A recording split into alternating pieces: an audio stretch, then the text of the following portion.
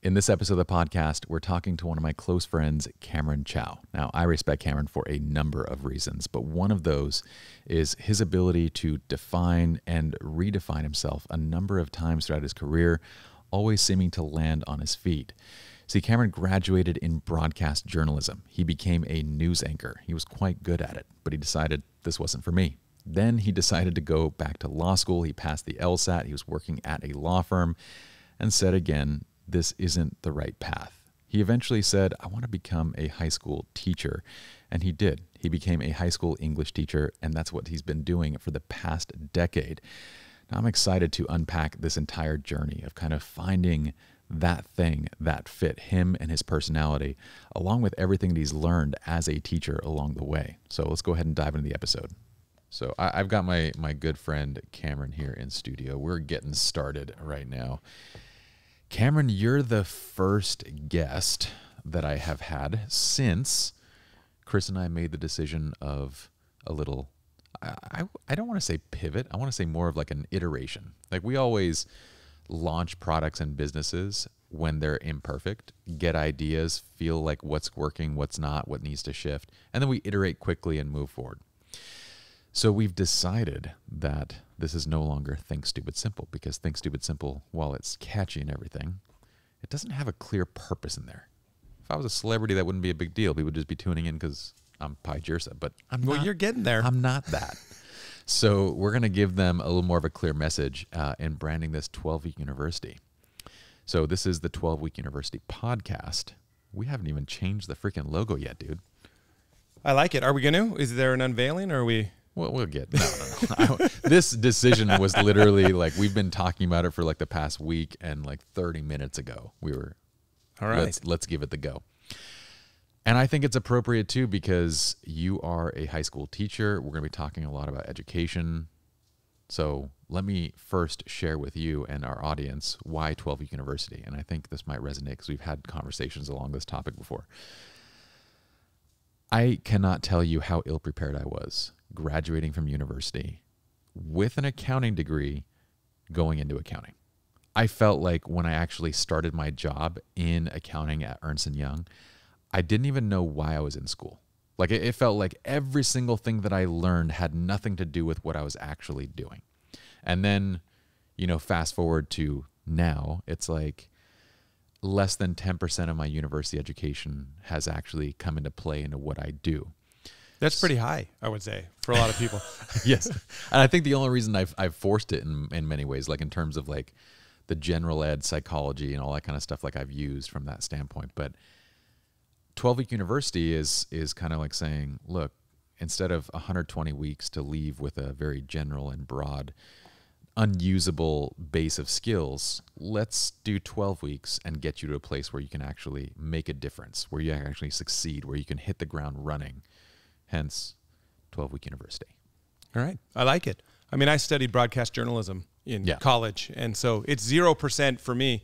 Although as an English teacher, sometimes some of the writing things come into play, and I try and teach kids, hey, this is what, this is how you can condense this and say as much as you can in as few words as possible, which are, basic things in journalism. But I get what you're saying. And I think so many people, even for me, I had a similar experience to you. So here I am, I could edit the heck out of any news story. I could write copy, and then you get on air for the first time and you're working in this rinky-dink, little town, because that's where you start in broadcast journalism, and you're using a microwave box to send your live feedback, and you're terrified that that camera comes on, and this guy you've prepped and got all these good answers from, you ask him a question and he just says, yes. He looks at you, right? Right. And so these real world experiences are what's important.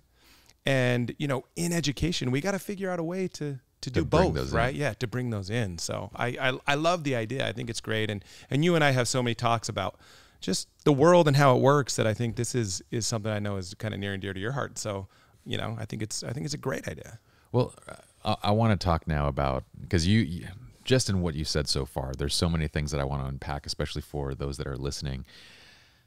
So it's worth mentioning that your father, Norm Chow, very successful, very well-known professional coach of football. He was actually when you were in college, he was at BYU, wasn't he? Or he was, yeah. Okay. Part of the time he was at BYU, and then he was at USC, where eventually I transferred, and so he coached there. And then he moved on from there to, myriad other places. So what I'm curious about is you made the choice to go into broadcast journalism. You became an anchor in St. George, was it? St. George, and St. George is where we were based, but we covered Mesquite, Nevada, Central Utah, part of Arizona. Yeah. And then at some point you decided that teaching was what you wanted to do, and you became a high school teacher. Correct. So I have to these are the pieces that I want to unpack first. Is first what it to me, I guess. It feels like a very simple thing to follow in a father's footsteps and a parent's footsteps, and to go down. Like if my dad were a business person and he owned I would have for sure probably taken him up on the family business and gone that route. Right. What made you not? Well, my dad didn't have a family business. I mean, that's the thing. He never wanted us to be coaches. Interesting. Why? Because coaching is a tough profession, right? And so the average college coaching job is 2.3 years long. And then you're gone, you're fired, you're moving on. The head coach gets fired. And my dad was an assistant for a long time. And he stayed at one job for a long time at BYU, Brigham Young University, because it was secure. Okay. And he coached there for 27 years, which is unheard of. That's wild. It is, right? Over 10 times the average. And I was the only, he has 3 boys and 1 girl. There's 4 of us. Mm-hmm. I was the only one that played football. Okay. And he wasn't the type of dad that was, forced us to be an athlete or whatever. In fact, he told us, you do what mom wants you to do and you can play the sports you want to play. Yeah. And mom was like, get good grades and take piano lessons. So we did, and get your Eagle Scout, right? So we did those things, but I had always told him I want to be a coach. Yeah. And he said, no, you're not being a coach, right? It's too hard. My career is atypical, and not just because he stayed in one place so long, because he was successful. Yeah. And he really was. I mean, he coached nearly 40 years. And of those 40 years, he had 5, I think, seasons under 500. So 5 losing seasons in 40 years. That's wild. Right. And 3 national championship rings, coached multiple Heisman Trophy winners. So he was really lucky. And he was good too, but he got put in situations as well that were good for him. But at his core, he's a teacher. So my mother is a teacher. Okay? Yeah. She was an elementary school teacher. He got into coaching because he went back to school to get a doctorate degree in educational psychology. His dream was to be a special ed teacher and educator and run special ed programs. Yeah. So when he went back to BYU to get his doctorate, he was what they call a graduate assistant on the football team. Okay. And what that means is we pay for your schooling and you were like a peon, bottom of the totem pole coach. And you do that for 2 years. He wrote his thesis, got his doctorate, and realized he could coach. And so they hired him. Interesting. And he stayed there for years, right? And this is a boy from Hawaii, Honolulu, Hawaii. First time he saw the mainland was when he left for college at the University of Utah, which is coincidentally BYU's big rival. But my school. Your school. Yeah. And he met my mother and then, stayed and never left. But so here I am growing up, and I love sports. I loved football. I thought I was going to be a college football player, and, had a chance to walk on after my senior year, and decided I wanted to focus on studies. And then, I fast forward and I transferred to USC, and they've got this great broadcast journalism program, which was my dream as a kid. Mm-hmm. And, I graduated and everybody said, well, you're going to do sports, right? Because of your dad. Yeah. And it's funny how people feel like you have to go into. Sure. So even like you said, this wasn't necessarily the family business. Like my dad wasn't handing down a company to me or bringing me in. And some coaches will do that for their kids. And usually, because my dad's done it so long, I look at those kids and think they have no business being there. But I decided, no, I'm going to do news because I want to show people like I'm more than just a jock or a meathead or whatever it is. And almost a chip on your shoulder. And it was. And I think I developed that because here's my dad all these years, and he's one of the few coaches that has Dr. Norm Chow on his door, outside. And people never gave him credit for being an intelligent person. You know what I mean? You're just sports. And they also don't realize how difficult really it is to be a coach. And so here I go, and I follow the news track, and when you go from school, your first job in that industry is it's usually a small market. You're very lucky if you pop right into LA's market and you get a job there.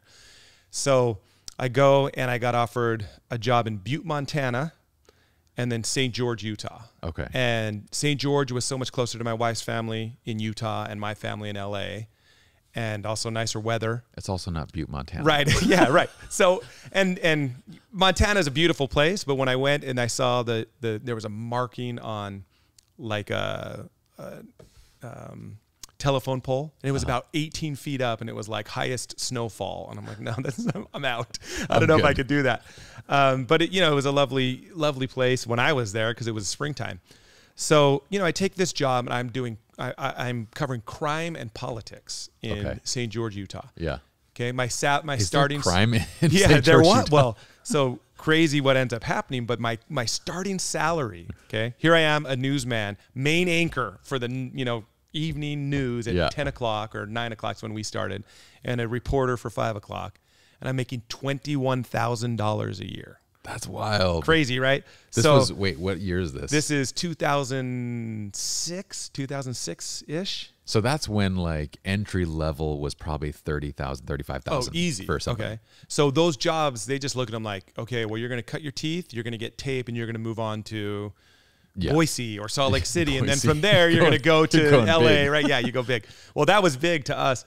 So, I'm not getting paid anything. I made more money the year before waiting tables part-time in college, That's insane. while I was at USC, but I'm covering crime and politics. And I don't know if you probably know this name, but there was a manhunt for the polygamous leader, FLDS Church, a man named Warren Jeffs. I heard about this. Right. Okay. Yeah. So he was, there was all sorts of things with the polygamy, and he was marrying young girls against their will, and all sorts of things. He was a for cult those leader. that don't know, FLDS was the fundamental LDS organization. It's basically fundamental Mormonism. Right. If you can imagine a more extreme version of Mormonism, that is what it is. More extreme version of an already extreme church. So they caught him, and they caught him on the border of, there was a tiny town, and we used to go out there with our news trucks and cover these stories, and they'd throw rocks at us, and they'd drive their trucks in big circles around us so we couldn't see. The dust would kick up, and they caught him out there. And what used to happen is when the Utah authorities would go, they built this, I can't think of the name of the town, but they built this town. The road running down the middle of town was the border of Arizona and Utah.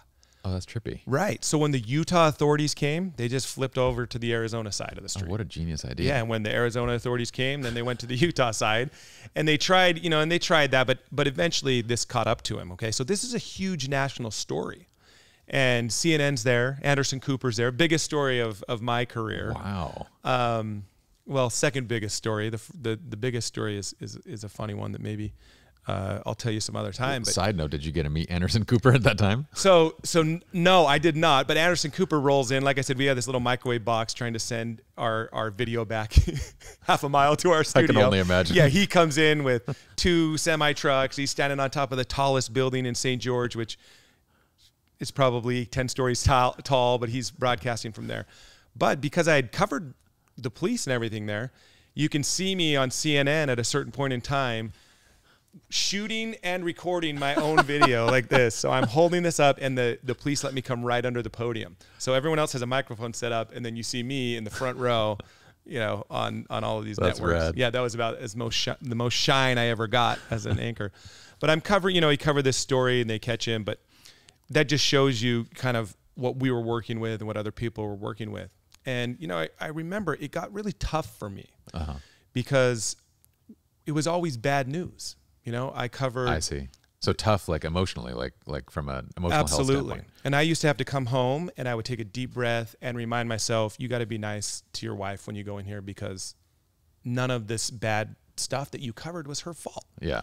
And I would be, and it took a huge toll on me. I mean, this is a trigger warning, for anyone, but when we talk about sexual assault, my first day I show up, and the first story I ever covered was the story of a 12-year-old boy who had sexually assaulted a 7-year-old girl. Wow. So first day of work, and I'm like, let's do this. I'm gung-ho.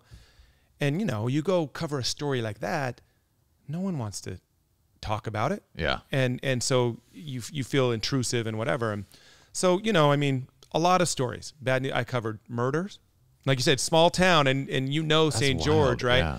Yeah. Drug deals. I covered families who lost their homes in floods, and it was just every day. So one day we're in the studio, and we have a police, you know, scanner. So it scans 7-car accident on the freeway. So the cameramen go out, they're getting their gear ready. The news director's like, all right, Cameron, you're on this one. Go, you know, cover it. And about maybe 2 minutes later, we're getting in the car, we're leaving, and it buzzes again. Accidents cleared up, no injuries, no fatalities. And everyone in the room went, oh. Like, no, there's nothing to do now. Right. And I thought to myself, we were just waiting here for something tragic to happen to another human being. Yeah. So that we could make a 90-second news story to lead off the newscast. That is what news is, though. I mean, right. I never think of it from the standpoint of like what you would go through as the anchor, because I can turn it off. Like when I have had enough. I mean, that is the news. And at a certain point in adulthood, I feel like so many people make the decision just to not pay attention anymore, because it is pure negative. But if that's your job, right, you can't turn it. You can't turn it off. And that was every day. And that's what I wanted to cover. And I wanted to do the hard hitting stuff. Whereas I had a co-anchor, and she was awesome, but she wanted to cover the human interest stuff.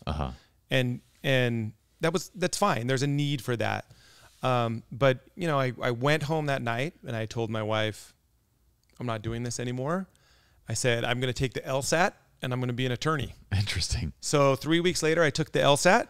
I bought a book and I scored well on it. And 3 weeks? You were 3 people weeks. Spend 6 months usually prepping for the LSAT. Well, I mean, I did fine. I would have been able to get into school a lot of places. So we moved to LA. You're a very intelligent person. You know what? Some brains work differently. And if you've never taken that test, so the LSAT, right, is that test that you'll take to get into law school. It's logic. Yeah. And so once you figure out, it's just puzzles. And I'm like, oh, this is great. So it was fun. I actually enjoyed testing, whereas my wife would be like, if I never take another test again in my life, it'll be. And so she always laughed at me because she said, well, you like this kind of stuff. So we moved back to LA. I started working at a big time law firm downtown, which now has fallen on. Wait, did you graduate from law school? No, but I started working as a clerk. Okay. And then I started to apply to law schools. Because this was all in like literally maybe 2 month span of time where I'm like, I'm out of here. I can't do this anymore. And you've already figured out something else. My 1-year contract was coming up. So yeah, I'm out the door. So I jump in, I start applying to school. And what I realized working in that firm, which it's a big time, they did mass tort. So we're talking like class action lawsuits. Okay. Last year I worked there, they cleared $1 billion in settlements. Jeez. Okay, so big time firm. And what I realized was that all the traits that made those men and women good at their jobs were the traits I didn't share with them, personality wise. Okay. Like, give me some examples. So like, for example, so the guy that, I mean, this is going to sound stereotypical. My brother's an attorney, his wife's an attorney, both. But I mean, they were cutthroat, and nothing they did was altruistic in a lot of ways, right? Okay. They were going to go for the most money that they could get, and not that they were untruthful or immoral, but they would, you know, I mean, the truth had to work in their favor, right? Sure. And I've always had a hard time doing that, justifying something that I'm doing, you know, for some, you know, X, Y, or Z, for some reason. And so they had that. And then what they valued, I guess it was more maybe values than personality traits, were not the things that I valued. You know, they didn't go home. They never saw their kids.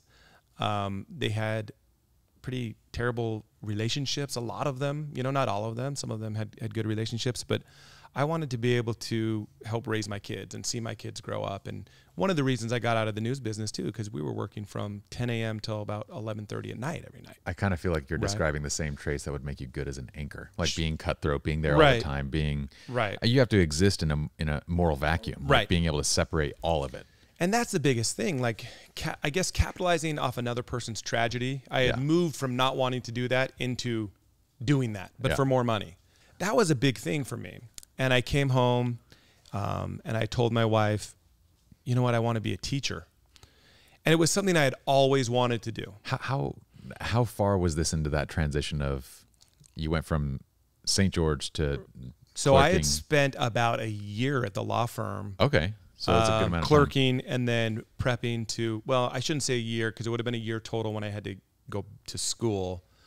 So no, maybe it was about, as I started to prepare, because that was spring, summer. No, yeah, it was about a year. It was almost a full year. So I had applied. I left the news in the summer, so it was like in June, and then got this job, and I was going to apply for school the next fall. So yeah, I'd been there almost a year, and that's what happened. As I'm prepping for law school, and I had sent out applications, I decided I want to be a teacher, and I'd always wanted to do it, but people had said you're not going to make any money. And they were right in a lot of ways, right? No one becomes a teacher because they're going to be a millionaire. But you realize that's a super unusual thing, right? Just up until this point, most people have a really difficult time pivoting at any point in time. Right. If they've graduated from something, they have a really hard time leaving that job and doing that one thing. But you're pivoting multiple times without any problem. That is an unusual trait to have. What makes you so confident in like switching in the span of a year? Yeah, it's basically 2 career changes. Well, I have the support of a great wife, right? Who has always kind of believed in me, but I have a lot of confidence in my own abilities and to just land on your feet. Sure. And I think some people would say, the self-confidence now becomes arrogance, and it's, if you admit it, then you're, but I just had confidence that I would be able to do whatever I set my mind to doing. Yeah. And, one of the things as a teacher, if someone asks me, what's the best advice you could give to any student that you have? And I always tell them, be willing to change your mind. Yeah. Because we get stuck in these ruts of unhappiness in our lives because we think we have to be stuck in the thing that we're doing or the thing we've always done. Yeah. And if you can't take a risk and do something different, you won't be happy, right? And I think that's, for me, I would rather have continued this search for happiness and ended up with nothing or less money or whatever it may be, than be stuck in something that made me unhappy every day. For sure. Right? So, yeah, so I jumped again and, I took the test. I became a substitute teacher, but I had a great boss at the law firm and he let me keep working for him. Okay. And then I went back to school and I got a master's degree in education.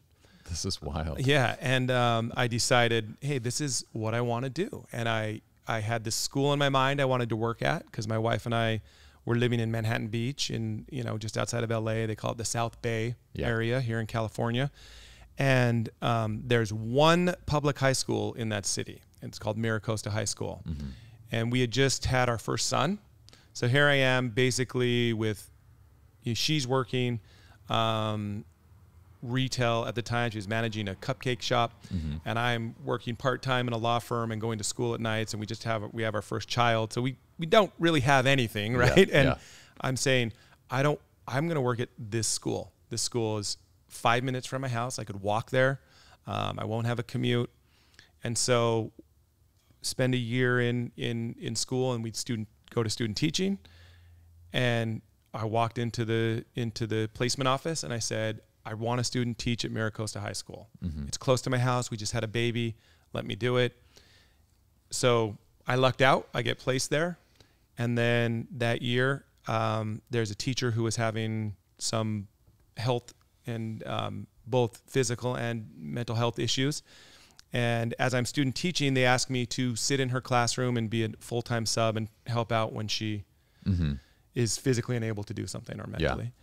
And the next year they hired me because I was willing to do it. So I'm putting in full days, not getting paid anything for being a student teacher. And then getting paid. Now my only job is 1-2 hours of substitute teaching a day, which is about $60.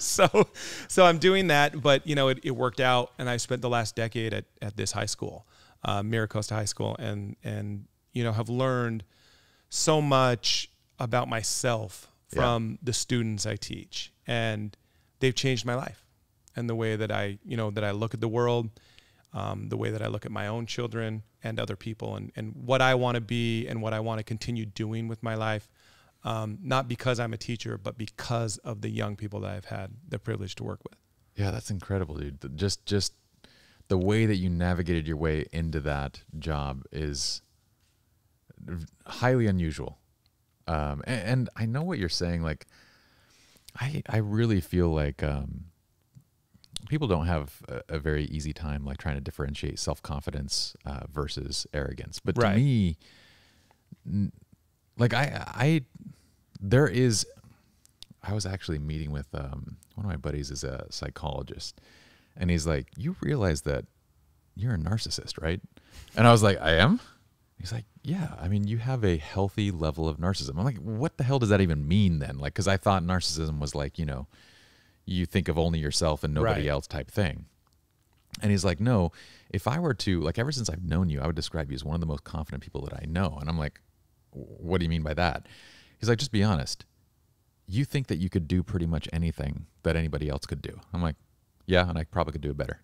And he's like, that's it. That's narcissism. He's like, that's a healthy level of narcissism.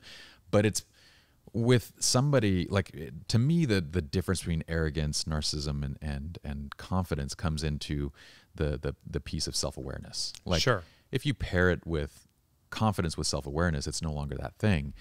But that was an incredibly high level of confidence that you had to go from one thing to the next thing, just knowing that, you know, I'm going to land on my feet. I know. I mean, it's weird. My wife and I talk a lot about sports and the importance of sports because she thinks I place way too much value on sports and my kids playing and the kids, because I also coached kids, you know, for the last 10 years.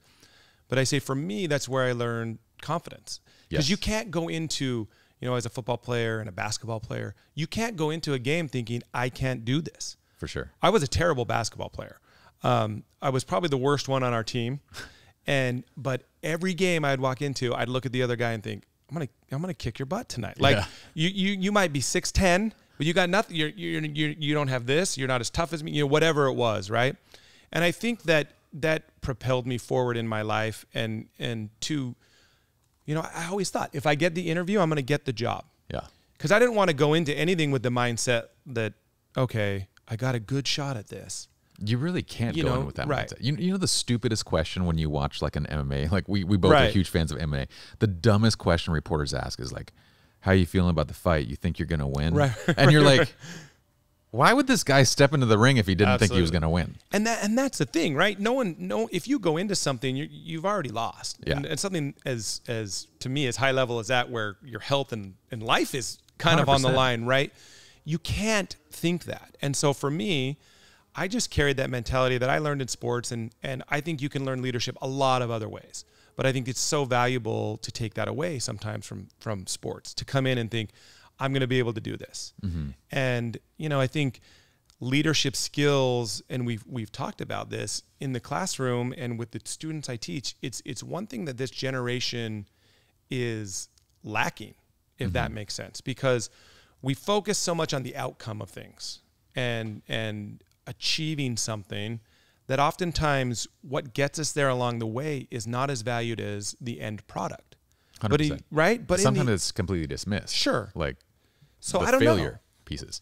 Absolutely. And in the end, right, if I walk away from Mr. Chow's sophomore English class with an A, but then next year I go to, you know, Miss Smith's English class as a junior in mm-hmm. high school, and I haven't learned anything, and I can't apply any skills that Mr. Chow taught me a year ago, then what good was it? You know, what good are we doing? And I think that's one of the things for me that it's hard, you know, I mean, sometimes it's nice to have a backup plan, but if you put too much into your backup plan, then you're never going to do the thing you set your mind to in the first place, right? You know what's crazy though, and I agree with you about sports, but the reason that I am very much adamant about sports, and especially particular sports, is it's the accelerated process of failing and succeeding. Like, you know, in school, from the time that you're young to however, as long as you're in a traditional school system, you're essentially taught to avoid failure, right? I mean, like, that is what it is. You're always told to study because we want to avoid failure. Well, in the realm of sports, there's no avoiding failure. It's like it comes with every single, I mean, if you're talking basketball and you're going to take 20 shots, you're going to fail 10 of them, and you'd be doing good. That there's a constant, highly sped up process of failing, analyzing, changing, iterating, succeeding, like, and you go through that over and over repeatedly. Whereas on the school side, you're taught to stay on one side of this. We want to stay on this side, and if you do fail, you've done wrong. So that to me is the piece of sports that teaches leadership, that teaches all those things. And it's what I fell in love with. I told you about jiu-jitsu multiple times, because that process is not only accelerated on the mat. All you're doing for the first several years is losing, but the other side of it is that it's just you. In a team-based sport, you can blame things, right? Right. And it takes a true leader to like step up and like actually take ownership, and you learn those steps down the road. But in jiu-jitsu, it's all you. You have a team that you practice with, but when it comes down to the role, there's nobody else. So, absolutely. I mean, and I think you kind of hit the nail on the head there with the idea of ownership. Yeah. You know, I teach kids a lot. I mean, we spend probably the first 10 minutes of class almost every day just talking life lessons. Yeah. So, you know, I'm a firm believer that we can learn from other people's experience. And I always tell the kids in my classroom, truly intelligent people learn from other people. Sure. You know, kids have this mistaken idea that I got to make the mistake myself. And I think it's nice when you do make the mistake to be able to learn from it. Yeah. But really smart people will watch someone else screw up and learn from their mistakes. For sure. Right. And I think that's so that's this big portion of this that we do. And I think we talk a ton about, I try and talk a lot about leadership, and you use the term ownership. And to me, that's the first principle of leadership that we have to teach these kids. Yeah. Because what I've seen, and when you go to sports, right, and this, right, failure, success, you know, my son loves football. He's 11, and he's playing this spring because, you know, weird COVID spring sports seasons. Yeah. So he's playing football right now. And up to this point, he'd always wanted to be a receiver or a tight end. Okay? So he wants to catch the ball. He wants to be out there, but he's really aggressive. And he wasn't great at that. So the previous 3 or 4 years he's played, he's been a lineman, right? So in football, if you're a lineman, you don't get to touch the ball a lot. You don't get a lot of glory, but you make sure everything works. Yeah, you do the work, right? So he's played this year, and, you know, he's dropped a lot of passes. Yeah. But he's caught a couple touchdowns for the first time in his life, right? But it's interesting because you know, I missed his last game because I'm down here working till the end of the school year, and our family has moved. So he called me on the phone, and he said, Dad, I dropped 3 balls. Mm-hmm. I said, well, that's okay. I said, did you catch any? He's like, yeah, I caught one. I caught a touchdown. Mm-hmm. And you know, and as a parent, right, okay, this is a teachable moment. This is something I would do with the kids in my classroom. I said, well, that's awesome, right? And he said, yeah, but I dropped 3. Yeah. And here's this up and down, right? He has done something he's never done. He never even had the opportunity to do in catching this touchdown. But all he's focusing on is the 3, right, that he dropped, which I'm sure in the long run will make him better. But this is the thing with ownership, is that kids are either predisposed to only own their positive outcomes, the positive results of things, or the negative, right? And we don't teach kids, you know, what ownership means. If you're going to be a leader, you have to own the mistakes you make, right? Jocko Willink, right? His extreme ownership, right? If you're the leader of a team, anyone's failure on that team is your failure. For sure. And I think just as an individual, when I think about that, it's this idea that these kids, I've got kids that will come in and never own one of their mistakes an entire school year, right? I failed this quiz. You didn't teach me enough. Why didn't you give me an A on this project? You know, instead of what could I have done to do better on this quiz, or to do, you know, better on this project. And a lot of times it's parents, and it's not every parent.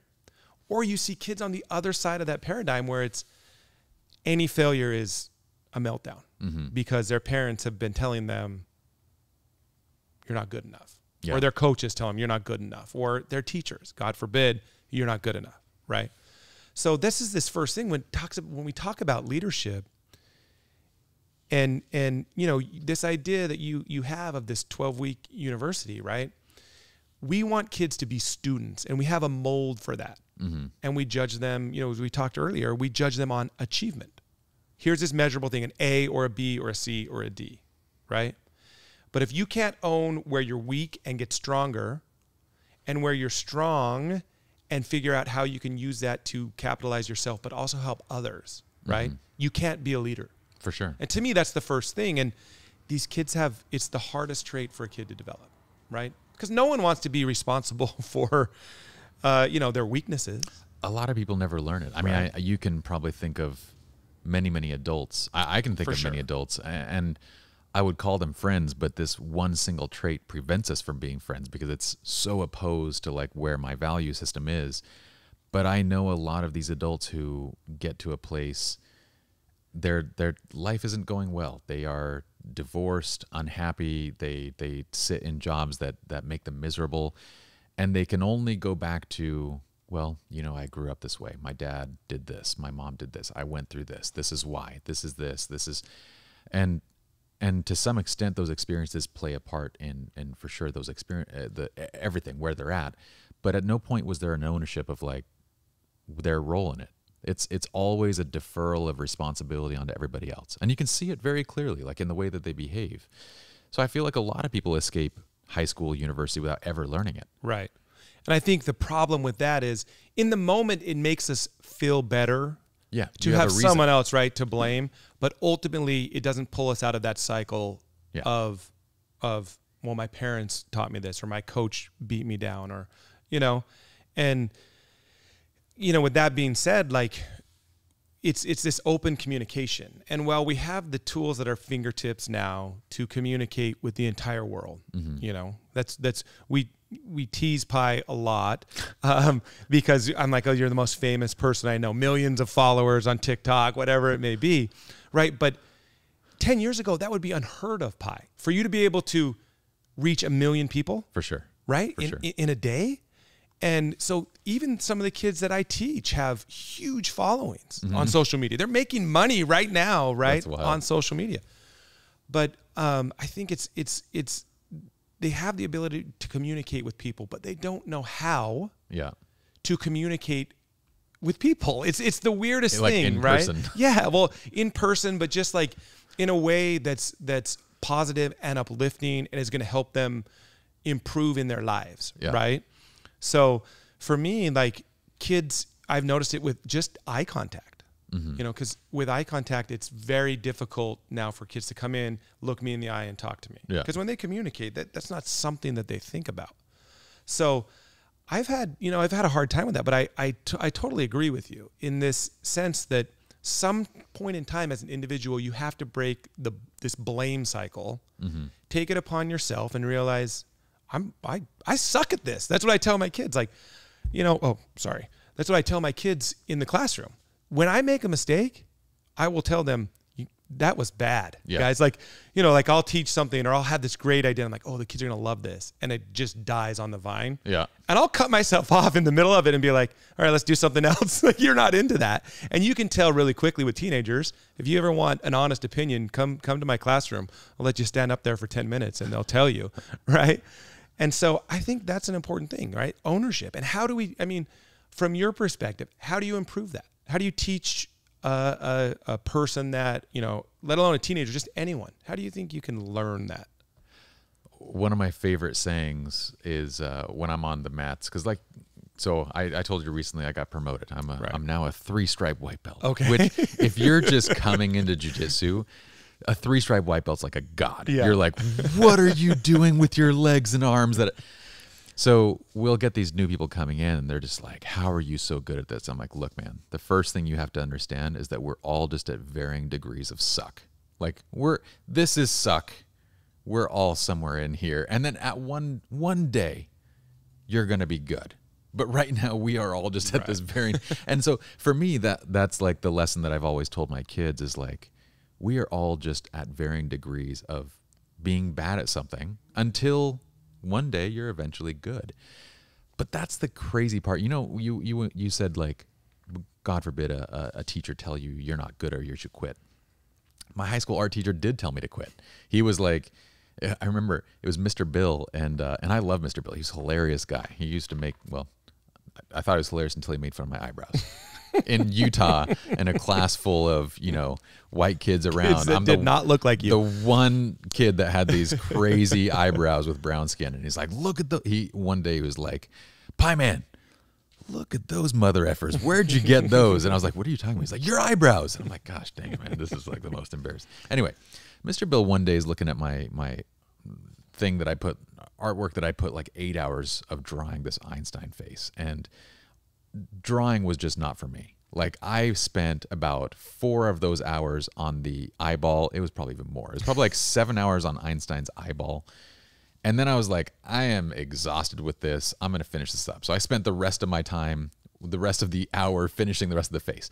So you basically had like, if you can imagine an eyeball drawn to like a beautiful eyeball surrounded by like garbage. Right. He looks at it and he's like, you know, this just isn't for you. You should quit. Like, I'm good at this, and I still struggle to make a living with just my art. This is not for you. He wasn't wrong, but the thing that has always struck me as odd is that you are always going to be crappy at something. You're always going to suck until the moment that you don't. You know, one day someone's going to be like, dude, you are so talented.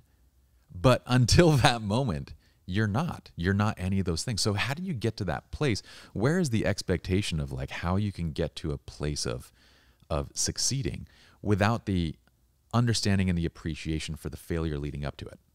Right. Well, it's the focus, you know, we talked earlier, it's a focus on achievement. You know, we teach kids very early on and human beings, right?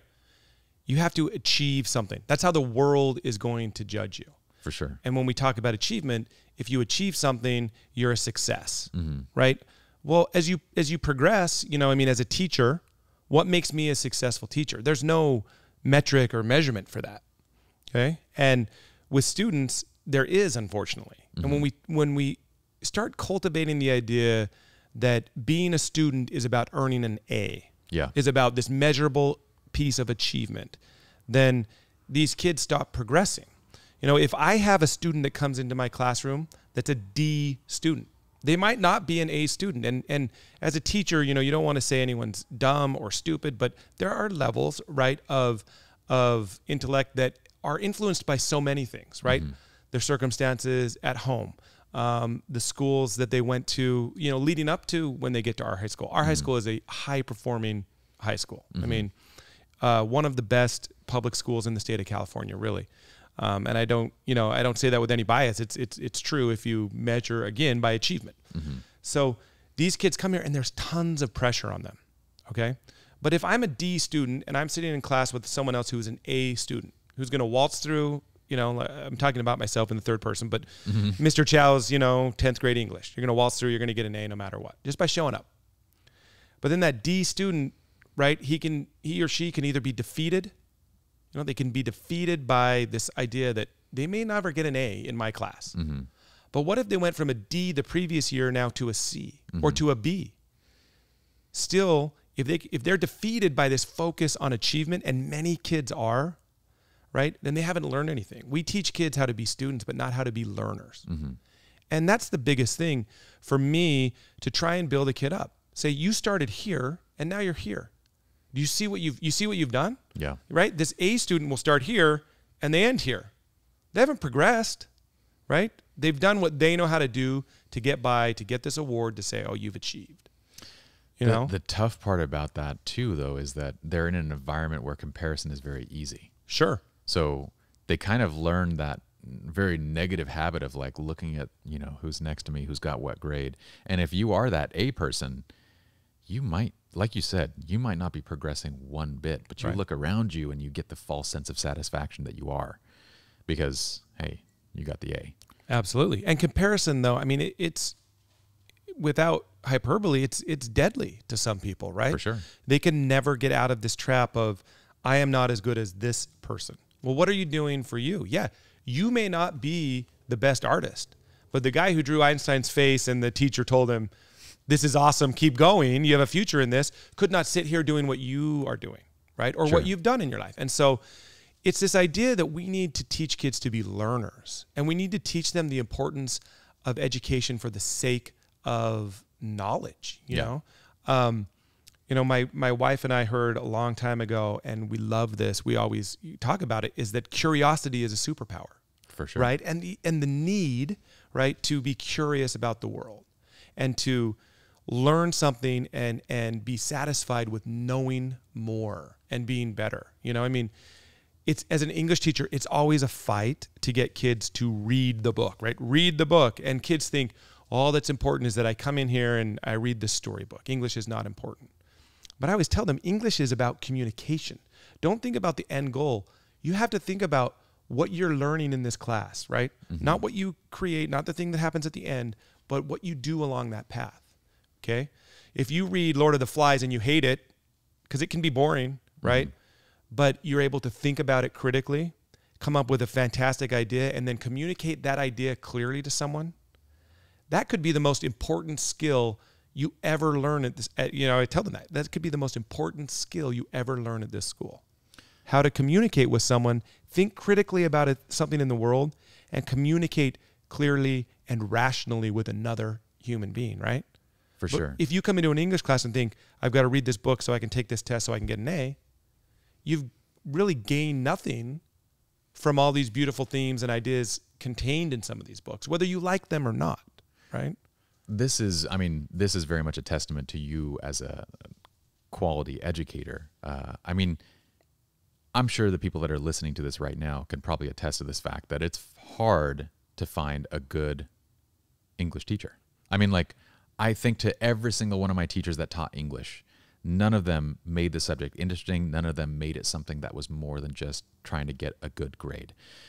I can probably only count in my entire traditional schooling education, going from kindergarten, I don't remember much about kindergarten, but up to university and graduating, I have maybe less than one handful of teachers that impactfully changed the way that I thought about something. That's it.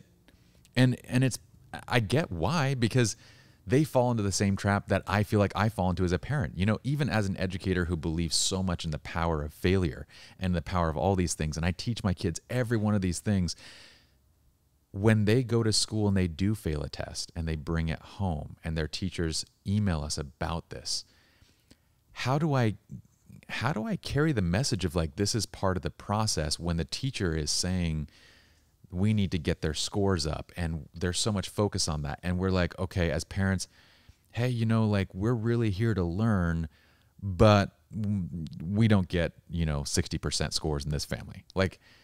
It's this double-edged sword that I don't know how to manage, and I can see teachers getting into it. The fact that you've maintained your zeal for teaching is very unusual, like all the other unusual things about you. But I would think most teachers probably lose that in a few years and just are like, you know what, I'm just going to teach this. We'll get them in and out. Well, that's the big problem with education, right? Because once you've got your job and you're in it for so many years, you're not going to lose that job unless you do something heinous to a child, especially with a public school. And it's a double-edged sword, right? Because as a young teacher, I got pink slipped, which is, in education, if you get this pink slip, your first 2 years of teaching, usually it means you don't have a job next year. That's crazy. We find money in the budget to hire you back, you get to come back. But you technically don't have a job. And that can be really difficult because then, well, should I look for other jobs? And I love this school. And I was lucky. We pink slip teachers at my school this year, which is just horrible. That right? also stifles the want to step out of your comfort zone and try something. Which it does. But then for me as a young teacher, once I got my tenure, which was 2 years and a day, which is not that long to make it if you're a bad teacher but also if you're a good teacher. So I feel like I'm a good teacher, and I made it there, and I was excited, and I knew, okay, my job should be pretty secure unless there's a massive budget cut. But unfortunately, what teaching does, and this is something that we need to change in the system, and I don't know how to change it. That's why I haven't gone into administration. Mm-hmm. I love teaching. I love being in the classroom and being with young people and learning from them, and hopefully when they leave my classroom, they're better people. That's my number one thing. But, now I'm watching every teacher ahead of me on the seniority list that retires or moves on. And I'm just thinking, yes, right? Because now 2 more people are going to get hired under me and they're going to be first to go, right? Last one in, first one out. And it's terrible because it creates this mindset among teachers where we should all be in it together, you know? And so that's hard. And I think one of the things for me is I've always, you know, my wife told me, because I changed my mind 3 times in a span of like, you know, the first 2 years of our marriage about what I wanted to do with my life. She said, you got to do this for 10 years. Yeah. So this is 10 years for me in the classroom. And I still love it. You know, it's the first job where every day I go and I come home and I'm happy and I feel like I've done something important. Made a difference, man. Right. You've done something of significance. Yeah. And I would like to say that every kid that walks into my classroom leaves and it's like, you know, Dead Poet Society, oh, captain, my captain on the way out. But it's this idea, what I learned very quickly, that if you get one kid to tell you, you made a difference in my life, right? One kid who said, I was okay with being who I really was because you loved me, because you were kind to me. That's what matters, right? And, you know, I tell my kids from the first day, they walk in my classroom and they think it's so weird. I say, look, there are better teachers than me. There are teachers in this department that know far more about literature and grammar and writing than I'll ever know, you know, and they'll remind you of it every chance they get. Me too. But I said, you will not, I say this every year and I don't do it just, you know, as a rote thing, but I say, you will not have a teacher at this school who loves you or cares about you more than I do. Yeah. From the first day, I tell them that. And my big thing as a teacher is always to tell kids why you're doing things, to tell kids your motivation for something. This is not head games. It's not, you know, a psychological warfare. I want you to do this. And sometimes I'll tell them, this is busy work because the sub's here. So just do it and be quiet. But most of the time, I want to give them the reason. So I'll tell them that. And I'll say, look, don't believe me. But by the end of the year, if you don't feel that, come tell me. And I'll either apologize or tell me, you know, you did feel it, and I'll give you a hug and send you on your way. Yeah. Right. And so that's something that I work really hard at. And I think this idea of love is so foreign to some kids. Again, achievement-based culture. And that's the other part, you know, even of when it comes to leadership. The good leaders I've taught, they genuinely have empathy and love and kindness for the kids around them. For sure. And when I first started teaching, I was like, I'm going to be strict. I'm going to do, you know, I'm going to make sure kids are all high achieving. And I realized it wasn't helping kids. The kids that were A students got A's. The kids that weren't didn't. But when I switched my mindset and it became about owning my faults and my strengths, right? And then it came to show these kids you love them. Make them believe that you love them. And genuinely, you know, you do. And be kind to them. The kids that were getting C's were now getting B's and A's. And the kids that were getting A's, but they were happy. And they had joy when they came to your classroom. You know, I don't know how many times over the last 10 years for me to be validated by a kid telling me your class was the one class that I wanted to come to every day, that I looked forward to coming to. And, you know, I'm under no illusions that every kid loves being there. I always say 1/3 of the kids will love you. You know, they'll think you're awesome. You did something for them. 1/3 of the kids are just, this is school. I come, I go. Mr. Chow was okay, didn't bug me too much, but whatever, he's just a teacher. And then 1/3 of the kids are going to walk out of there and, you know, besmirch your name by the time they're, you know, 10 steps out.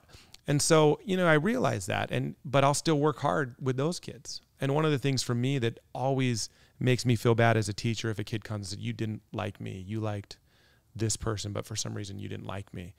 And that gets me to kind of my next point about, you know, education and teaching and being, you know, a leader. And that's the power, I always say the power of an apology, right?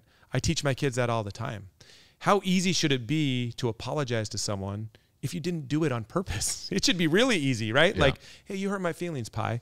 Well, you didn't know you did, but okay, I'm really sorry. I didn't mean that. I'm sorry you felt that way. And you'd be surprised how many kids, just by telling them, hey, I'm sorry I hurt your feelings. I wasn't trying to do that. Help me learn how to be better. Will then for the rest of the, you know, they may have hated you because of something you said offhand or whatever, but you apologize, they will go to the ends of the earth for you. Even if you have, you know, some kids I've had nothing in common with, but I gave them an apology and I meant it, and it changes their lives. And I've taken that into my own life with my own kids. I apologize to my kids all the time. Whereas my dad is a great man, but it was hard for him to do at times, would be to apologize, right? Because we think we're an authority. We don't have anything to apologize for. We have your best interest in mind. If your feelings are hurt, too bad for you. Grow up, be tough. And so, well, the fact that they that's the other thing. Come and actually say that to you is different. I mean, I didn't have a single teacher that never in a million years did even cross my mind to go up to a teacher and say, this hurt my feelings or this. So there's already like a level of relationship there that's extending beyond whatever I've ever known in terms of a classroom setting. But yes, outside of that too, I mean, it shouldn't be difficult to apologize. But once again, this goes back to, it also shouldn't be difficult to fail. It should be like, part of the process. Sure. But it's the thing about failure is that kids don't know how to deal with it because they're scared of it, right? Mm-hmm. And they're risk adverse. You're not going to succeed unless you take a risk. You asked me earlier, well, why do you have the confidence to change a career 3 times in 1 year and still think you're going to be able to do whatever it is you set your mind to? And I think, at the time, and maybe I'm not as bold as I used to be. I'd like to think I am, but I'm not scared of risk, and we have to teach kids how to manage risk. And I think one thing that really hurts young people today is that they don't get out and do the things we did, and they have less risk in their life. In general, yeah. Sure. Like when we were kids, I mean, it's one of those old man on the porch, get off my lawn type things, right? But we would go outside and play outside all day long. Yeah. And we would take chances. We'd fall down and scrape our knee and we'd keep going, or we'd be out with our friends and something bad, I don't know, bad, but like something difficult, we'd encounter something difficult and we'd get over it and deal with it. Whereas now, less kids leave the house, right? They're communicating online. They're in their own rooms. If you're playing a video game, there's no risk in a video game. You can die 5,000 times and keep respawning and you play again, right? So there's no risk of failure even in the things that some of these kids are doing, right? We're also working incredibly hard as adults to prevent them from experiencing anything. Absolutely. I mean, like, from the way that we are, you want to have your pronouns by all means. I'm supporting the way that you want people to speak to you and all those kind of things. Like, but to be offended by such minor occurrences on a regular basis, or to be standing up and to be, we're in a culture of offense. It's like, how many possible things can hurt me? And we're actively going and saying, instead of, I never want to take the unsympathetic side of like, hey, toughen up. But at the same time, we're going to the opposite and the extreme of like, let's protect everybody and prevent everybody from ever having their feelings hurt or going through anything difficult. And I'm sitting here going like, we are raising the weakest generation possible. I mean, how do you deal with anything difficult when you haven't gone through anything? And it's hard. And the reason why is because dialogue is disappearing. Yes. Right? Because people are offended and then you don't get a chance to discuss what happened. No. But we're from a different generation. I mean, I hate to feel so old now. I know you just turned 40 and I've been 41 now. Dude. Oh, you're 41? You're older than 41. Us. Okay, so yeah, I'm hitting 41 myself in a couple of months. And it's one of those things where we are from a little bit different generation. And I see kids now, they're not able to have a dialogue, right? It's just there's this side or there's this side. And we're going to argue about it, right? And, you bring up this issue of pronouns, which is a big one, right? Mm-hmm. And I think it's a double-edged sword, right? Because there are too many people that are offended, but there are also too many people who are like, have their own personal beliefs and just won't, if me using a particular pronoun for you makes you feel comfortable, then my beliefs be damned. I'm going to do that because I care about your well-being and mental emotional health more than my biases or prejudices that maybe I was, grew up with and came up with. People of our generation, this issue of this transgender issue is hard for them. Yeah. It is. And I won't get into the biases or anything like that, but we grew up in a time where that was out there, man. Like that was not something, right? It wasn't a thing to. It wasn't. And I'll tell you, I had a couple of years ago, and I've had, more than one. I had a transgender student in my class, and I won't use their name, but I used the wrong pronoun for them. Uh-huh. And, you know, the only thing that the two of us had discussed was a name change on the role. Mm-hmm. Okay. So I'm aware of these issues, right? Because I don't want to offend anyone. And I also don't, I don't want someone to think that I have a bias or a prejudice against them because they're a student. You know, as a teacher, I don't get that luxury, right? And so I didn't assume with the name, and but it's weird that now I have to steer clear of any pronoun, right? But also I learned a lot from this student because I made the mistake, right? Well, we had never talked about it, so I said, hey, can you meet me after class? I'd like to talk to you. Okay. So they stayed. We had a discussion. You know, that's not the pronoun used is not my pronoun. I said, well, listen, first of all, I'm sorry, right? Talked about apologies. I said, second, we've never had this discussion. And I didn't want to assume. It's a natural thing that people do. And I want you to know I'm sorry. And I'm going to use the pronouns that you want me to use from here on out, or just use your name and I'll do better for you. And the discussion that they had with me was, well, you should not use any pronouns. See, that's right. That's where I get, right. Because first, that conversation is frankly an important conversation. Absolutely. I'm sorry. If somebody offends you, you being able to go and actually say like, hey, this is an issue, and if I'm going to be dealing with you on an ongoing basis, I'd like to bring this up and right. say, hey, can we, like just being able to resolve conflict is an important skill. What are we doing as a culture and society when we're saying to the opposite extreme that you shouldn't be using any of those pronouns anyway?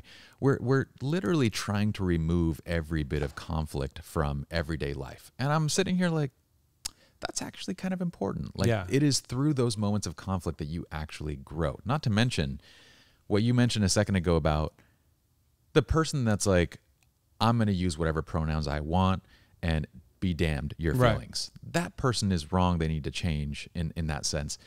But so is the person on the other side of this, that you shouldn't be doing any of those things. Right. You shouldn't, So to me, it's like you come to the table and you say, hey, you were wrong. I agree. Like, okay, I'm going to use the pronoun that you'd like me to use, because frankly, when it comes to respecting each other, I don't think there should be a limit on what we're willing to do in terms of, there should be some sort of limit, but in general, like what's reasonable. But yeah, like why are we trying to remove, frankly, all of these uncomfortable moments from life that are actually the growing moments? Like we're trying to remove them all. And that's what's hard, right? And I learned so much from this young man, because then the discussion went to, well, I said, I can't use they, them pronouns for every person. Okay. Because I'm an English teacher and the grammar bugs me. I mean, I know I shouldn't say that, right? But like that's not grammatically correct. And then the discussion went to, well, could you ask, right? Yeah. Could you ask for people's pronouns? And this was one of the more productive discussions I ever had with a student. I learned from them. They learned from me. And then it was one of those things where, it was like we came to an understanding and agreement, and the love that we had for one another. And just like I tell my kids in class, love is not always romantic, right? Yeah. Platonic love. The majority of cases, it's not romantic. It shouldn't usually be. You should maybe have one or two of those in your life and not at the same time, hopefully. Right. But so that's what happened. We, at least I felt like it. We left that room with more love and respect for one another, and we didn't agree. And I had so much more respect for this, for this student. And over the next 3 years, because I taught them as a freshman, ran into campus, talked a lot, follow them on Instagram now, and love, what they do. But that is the right kind of activism, where let's get into a discussion about this. 100%. Let's allow for differing opinions, right? And let's grow from the conflict. But if you remove the conflict, you're not going to grow, right? Because life is about conflict. You can't, once you leave high school, once you leave college, and this is what we don't teach kids, right? We're teaching achievement. We're teaching success at all costs, right? We're not teaching you, once you get out into the real world, you're going to have conflicts and disagreements. Does it break you? Does it get you to the point on one end where it doesn't break you, but it makes you so angry now you can't function? And so when we talk about what we need to know, and why maybe, like I said, you weren't as prepared when you left college, or I'm not prepared to get out no one told me when I was studying journalism that you're going to have to deal with the psychological toll of really terrible news. Yeah. And capitalizing on another person's tragedy, right? Which is conflict and conflict resolution within ourselves, maybe with other people. So as a good English teacher, right? Man versus nature, man versus ego, those types of things, right? Man versus self. These are the kind of conflicts that are in literature. But that's why, this is my geeky English teacher side. That's why literature is so important. Because even if it's not nonfiction, right, we're learning about conflict. Mm-hmm. I had a niece who, when she was young, she could not watch Disney movies because when the conflict would start, there's no Disney movie without a conflict, right? Yeah, there's no movie period without conflict. Right, there's no stories without conflict. She just tied her head and she couldn't deal with it. And she's brilliant and intelligent now and older, and she's not like that. But I used to worry about that. Like, a part of me was like, make her watch this. Like, make her watch. I remember one in particular, Ratatouille, and Remy's, on the water, and he's waving goodbye to his brother, and he's separated from his family. And I was like, make her see this. I'd go to the other extreme. Yeah. Make her watch Chernobyl. Put on Schindler's List. But that is important, right? And how do you deal with those conflicts? Because that's what we're not prepared for as students. Sure, we can go into a classroom and get an A if we need to, or write a paper how Mr. Chow wants us to write it.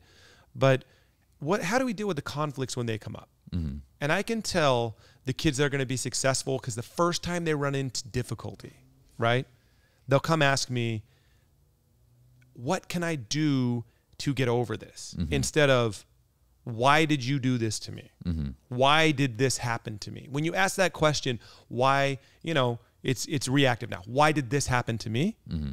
You're not going to be successful in my mind as a student. But if you come and say, what can I do to overcome this? You're asking the right question now, right? So I think that's the hard thing. And that's the thing that kids need to learn. And we have to teach kids that early. This will sound terrible as a parent, but I love to set my kids up for failure. I like to give them a goal that I know is going to be hard to reach. Mm-hmm.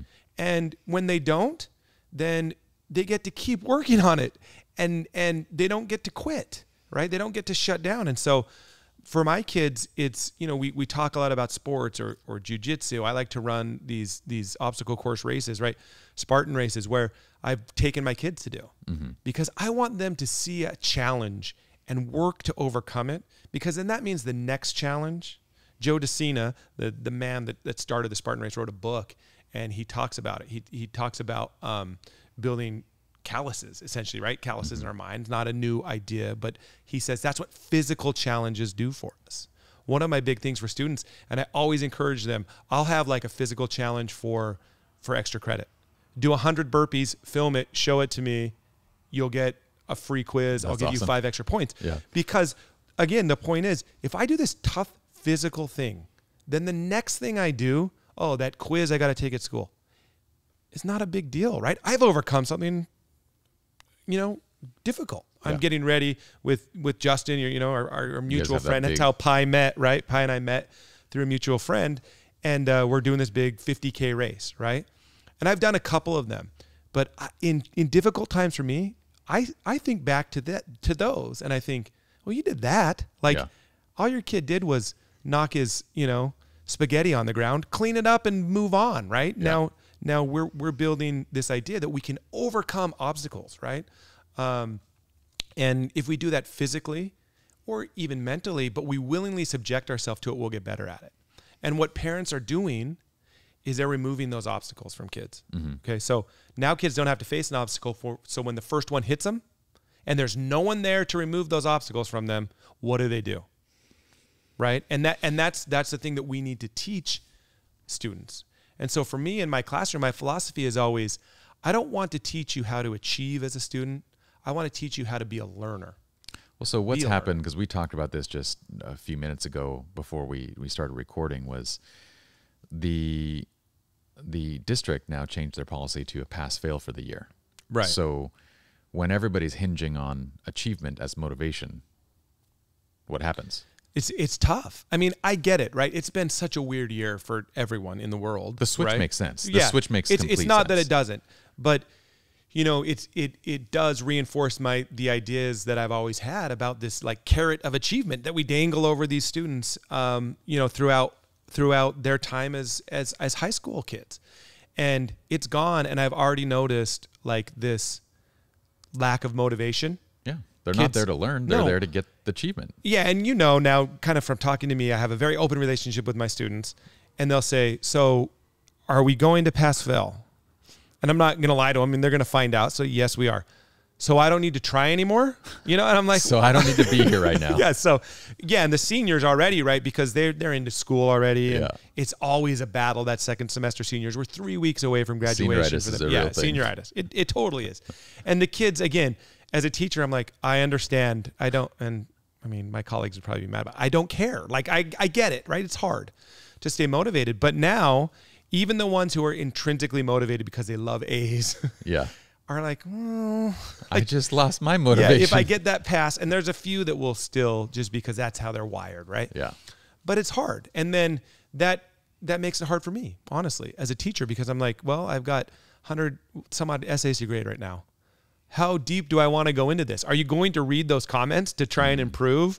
Or are you just like, I hope I get a B so I don't fail and I can take that P on my report card? Mm-hmm. So I gave them the speech. I said, I know, because we've talked about this. I've always told you grades aren't the most important thing, but don't stop trying, because that's what's important, know? So if you have an A, don't lose it. Keep working, you need, and if you have a B and you're close to an A, how much better would it be to see that A than just a P at the end? And so it's hard, because now I'm going against like these things that I believe in, like learning for the sake of learning and trying to improve, to trying to find some way to like juggle them. And I think that's the tricky part, right? That's the part that I was talking about for earlier. Anyone. Yeah. How do we motivate someone, but also live teach in the them, system? Yeah, that along the way, what you learn is important. And I think we need to just, from a young age, take the emphasis off achievement. Yeah. And we teach kids about failure. We teach kids about risk. Yeah, you should be mad if you lose the game, but you're not unworthy of playing another game the next time. You should be mad if you aren't successful, right? With that A that you want. But on the flip side, I don't want you to dwell on that. I want you to think, what does it take to get there and get me there? And so those are the skills that we need to teach students, right? How to get from point A to point B, how to progress, and then how to be happy with the idea that you've progressed rather than, I didn't get the A, so I can't be happy. Well, is a C better than a D from last year? Is a B better than a D, right? And if you get an A and I have to push you a little bit harder because I want to see more from you, are you mad because you tell me, and I've had kids who said this, well, you don't push other people to write as much as I do, or you don't give them as much criticism. And I said, you get more criticism on your writing because you can handle more. I said, I grade your papers are graded the same, trust me, but I'm going to give you a lot more criticism because you can be better.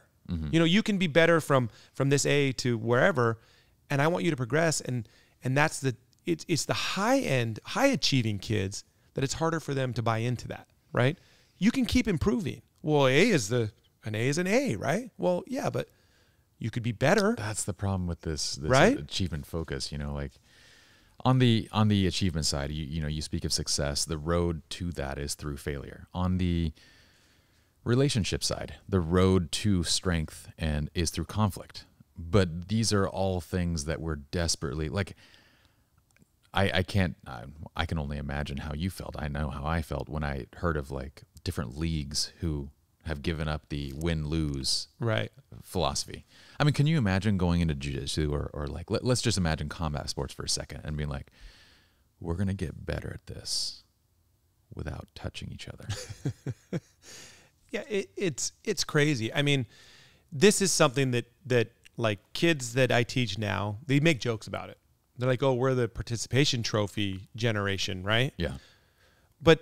And as a coach and a teacher and a dad, like, I get it. I want my little girl, when she goes out, my daughter Vita is 8. She played soccer for the first time. They were terrible. They were celebrating ties like it was the greatest achievement ever. But they had so much fun. And she learned so much, right? I don't want to take that medal she got at the end of the year for showing up every day. Sure. But on the flip side, I've told my kids, when you get a participation trophy or medal, you get to keep it until the next sport and then we're going to put it away. Yeah. Right? Because, you know, you should learn about failure. That's we talked about in the beginning. That's why sports are important. Yeah. You wouldn't have that third stripe on your belt if you didn't get your butt kicked to get the first stripe and the second stripe or however it goes, right? And so when you do win, it means more to you, right? Sure. And I think that's the hard thing. If you're always winning, if you're always getting the A, then those things lose their meaning. And how do you now stay motivated? Yeah. Right? So I think that's the big thing is we have to teach kids those things. And that's to put an emphasis on knowledge and learning and a love of, you know, a love of knowledge and of the world around us. It's a love of learning. That's hard, right? I mean, it has to, you know, Finland has a school system that plays into this where it's very much driven by the children's interest, which, by the way, it's crazy because I believe in Finland, and Anthony, you can correct me if I'm wrong, Mr. Fact Checker over here, but I think they are the highest test takers in the world, yet they don't take tests in school. Like they don't have traditional homework. They don't do like the way it's, you go in, you learn about the subject that you're interested in, and that's it. And yet they are the highest achieving, you know, people in school systems and tested school systems. So going back to like, you know, our own children and whatnot, that love of learning has to become the main focus. But the word student in and of itself, have you noticed that among adults, that word is often used in a negative connotation? I don't know if you've seen this, but I've taught these workshops for photographers for many years. And I've said at different points, like, okay, like I want all the students to come over to this side. And I've had people come up and be like, can you please not refer to me as a student? I have several years of experience. And I'm like, MFer, I'm a student. like I'm a student of every single thing that I do. I am a lifelong student. Right. How dare you taint the word? But that is what it is. They look at that as like, oh, I don't have things to learn. I'm not a student. Sure. And that's the stigma. And I mentioned it a little bit earlier. I like to use the term learner. Yeah. Because for some reason, it's going to make that person. There's less stigma to it. Right. Yeah. Feel better about, well, I'm a learner. That's a good thing. Learning's a good thing. Well, that's what a student is. That's what you should be doing, right, as a student. And I think we have to change, you know, kids' minds from a very early age. Okay. The question, right, when the kids come home from school, how did you do? Mm-hmm. Right? How did you do is the bad question, because now we're asking them, what did you achieve, right? How much success did you achieve? So my wife and I, and we're not perfect, but we try and ask our kids, what did you learn? Okay. What did you learn? Yeah. And so they come back and they'll tell you, oh, I learned this. You know, I told you just this morning, my son sent me an email and all it said was, did you know banana slugs have 127 teeth? And the subject line said, whoa, am I right? That's all, you know, that's all it said. And I think that that's an interesting thing because he was excited, right, about a fact of knowledge, an idea that he just learned. Absolutely. Right? And where do kids lose that and why? Well, they lose that because, well, that's a good fact. You know, my son's name is Atticus. Like, I could imagine a teacher. His teacher's fantastic, so she's not doing this. But somewhere along the line, that's awesome, Atticus. But how does that apply to this, you know, to this? Well, it doesn't at all. But it makes me happy, and I've learned something new, and I have joy in that, right? And I say we, but like as adults and even student or teachers as a profession, we're at fault for that. We kill that in kids because we tell them, you have to learn this to do this. Well, for the test. Right. That's the big disconnect for me was it felt like everything that I was learning up through university was knowledge unapplied. It was like I remember taking psychology classes when I sat down to actually write the book on relationships. I was recalling psychology classes and everything that I'd rep up to that point, and I was actually saying, okay, now let me apply that to like what it actually means. And I was like, why didn't they never apply it in school? Why was it never brought up? Like, this is Maslow's hierarchy and why it applies to relationships on an everyday basis. And I'm sitting here going, why did I just learn Maslow's hierarchy with no application whatsoever? Right. So you could do the multiple choice answer, you know, test. Well, and that's the thing. You hear so much about project-based learning, right? This which is important, but I think as a phrase now people are like, we're project-based learning. So now you're good teachers. New catchphrase. But you know, it's important in the application of that. So I give weekly reading quizzes, but they're mostly just so, because I want kids to read these books and get something out of them. And I hate them. I hate giving them. I hate grading them. But, you know, sometimes if I'm like, well, answer reading questions, then they just talk to one another. And the one guy in the class that reads the books helps everyone else. But so I don't know. I haven't found a good way, but I keep trying, you know, but I always design at the end some kind of project. I try to, and it's been tough with online learning and COVID to do these types of projects. But so what we're doing now, we read the book Night by Elie Wiesel, which is, he was a Holocaust survivor, won the Nobel Peace Prize, amazing human being. Went into Auschwitz at the age of 14. Oh, wow. Survived. And, you know, he only passed away, I think, in the last decade. But you may have heard many of his quotes, especially in the last year with this new civil rights movement in this country. But one of his most famous quotes is this idea that indifference to evil is evil, right? And so I've heard that quote. Right. So that's Elie Wiesel, and he talks about social justice. So we're finished with the book now, and the kids have an assignment. And so I gave them that assignment. That's why this is on my mind. I gave them that assignment this week. And we had this discussion, right, about why did Elie Wiesel write this book? Because it wasn't to stop the Holocaust, right? The Holocaust had happened, and him telling this story was not going to fix that, right? And he knew that. That's not, you know, that's not a surprise. But he wrote this book to shine a light on injustice and to say, we can't take the spotlight off of things in this world that are tragic and devastating and hurtful to other people, right? So my kids, their assignment in my class is to make a PSA about something that's important to them. And they're going to film these and they're going to put them online, right? And, you know, we talked a lot about that today. And someone puts up their hand and says, what does this have to do with Night? What does this have to do with the Holocaust, right? And so many teachers, and none of my colleagues, I have great colleagues, but, you know, so many teachers would obfuscate or try and, you know, talk around that. Well, I said, well, nothing. It has nothing to do with the Holocaust. But let me ask you a question, right? As the students in this class, what does it have to do with Elie Wiesel's message, right? And now they start thinking, well, this was something that was important to him. So now I'm teaching you not to achieve something, right? Not to have read this beautiful and important and impactful book, right? And heartbreaking. Not to take a test for it, but to say, this is what inspired me from this book, and this is something that's important to me that I don't want people to forget about. And then they write a reflection, like, how did you know, because we have to have a writing portion in English classroom. What did the creation of this, what did telling this story about something that matters to you, how did it make you feel, and what do you think about it? So we're getting away from how did you do and asking that question, what did you learn? And it's hard to do. But that's the most critical and important piece of it, is to learn something and then apply it to actually what's happening around you.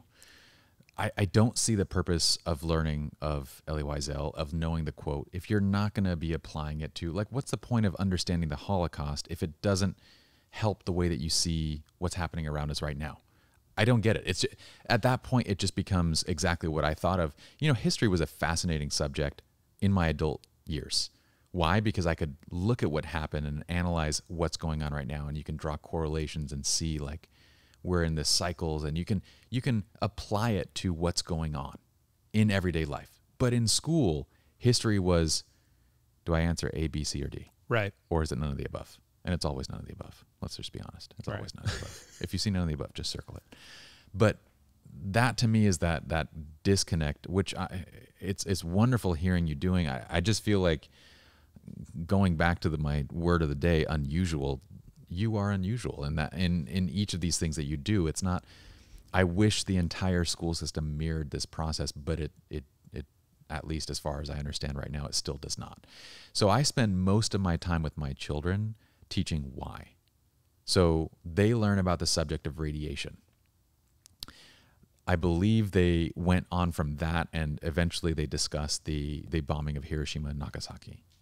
That brought this subject home of like, why did we do that? And we had this whole conversation about this, and they said, well, what about people still living in those areas? And we looked it up, and we discovered that there are, there's 2 million people living in those areas, and the radiation is gone.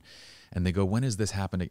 We sat down with my 10-year-old and we watched Chernobyl on HBO. And right. And I was like this is, you can say what you want about my parenting. I generally don't let my kids watch anything that's rated R unless it's historic. Like sure. if it actually happened to me, they should see it as it was, all intact.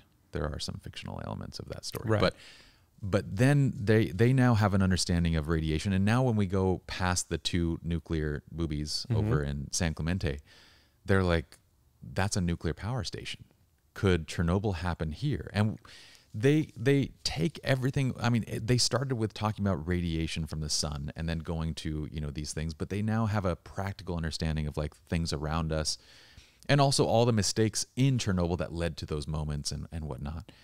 But I guess I'm just so baffled at by and large, how is our educational process not applied? And that's where like, that's the concept of 12-week university, is everything that we discuss should be applied. Right. It not only should it be applied, it should be, we're going to leave out every piece that's not important to what you want to learn. And then we're going to apply every piece on the ground level so you have a simple framework to run by. But that's why, I mean, what books do you remember from high school that you read? Hardly any. Okay. And the reason why is because you had no personal connection to those books. And if I as a teacher can't help you find that, I have personal connections to books that I hate. And that's just because when I read every book I read, I tried to say, what does this mean to me? Right. Mm-hmm. But you talked about your parenting skills and you made a joke about it, but not running away from that question, why, is what a great teacher does. Because so many teachers, again, they want to I use the word obfuscate already, but they want to make it so you get asked the question why. So instead of just explaining why, we want to, because sometimes the answer to why is so you can take this test. Mm-hmm. And so you have to get away from that as a teacher, but then you have to explain it. I go to great lengths in my classroom to explain why when I'm giving directions. Like when I'm explaining, this is the assignment, here's why. I don't know if it's the same way for you. I do that because I have ADHD and I could never learn something unless someone explained why. Right. If you have ADHD, back when we were younger, people just think you're dumb. You're hyper and you're dumb. But I'm like, no, like nobody ever explained why, so that's what it appeared to. But when I actually learned something, the very first aha moments that I had was in studying a language. And I was studying Cantonese at the time, which nobody thought I could learn. And then I was like, hey, this is interesting. There are similar components in each of these different characters. Why? And I started diving into like the nuances of it. Well, people don't realize that if you have ADHD, the other side of attention deficit is hyperactivity disorder. So when you find something of interest, when you figure out the why, you dive into it to an extent that most people would not. So I did this I did this with Cantonese and then with Mandarin, then going back to university. And I just look for the why in every single thing. And then I became interested in it. So when I teach today, I just start with the why because that's the way that I learn. And I can't figure out how to get my mind. If you tell me, just memorize this equation and you can't tell me why, I'm like, But how many teachers are annoyed when you ask why? Yes. Because they think you're just kind of being an ass. Like you're trying to get them. Or that you're dumb. Right. Why do we do this? And I'm not going to lie. When I started, I'm like, oh, you're that kid. You're asking me why. But then it became a thing with, you need to know why or you're not going to care. Yeah. And some kids won't care no matter what. Regardless. Right. But you have to give them that why. And my own kids are like that. Yeah. When it comes to chores, I ask my kids, hey, it's Saturday. Here's what I would like you to do. Why? Well, because as a family, we all need to pitch in. And if you do this, it's going to teach you. And I'll just tell them, the facts, and they're boring. But my son at 11 is like, almost 11 now, is like, okay, yeah, I'll do it, Mm-hmm. And so many parents, because of they're impatient, and teachers, because they're impatient, they don't want to engage. They don't want to answer that question. You've made a judgment on the why kid, right? There's Pi, ADHD. He's annoying me. He's trying to get my goat, just trying to bother me by asking why. But I'm like you. I try and give the why in the beginning, and I'm going to load that up front. Then no one asks it, number one. But also they're like, okay, I don't really value this as much as Mr. Chow values it, but I can see what it's going to do for me, so I'm going to try to do it, right? And I think that's what we are not taught, right, in school. I asked you, what books do you remember from high school? None. But for me, because I always had a passion for reading from a young age, like I remember freshman year in Miss Durham's class, sitting there and reading To Kill a Mockingbird. And it was the first book ever that changed my life. Because as I read it, I thought, well, what does this mean? Why is this book important beyond everybody reads it?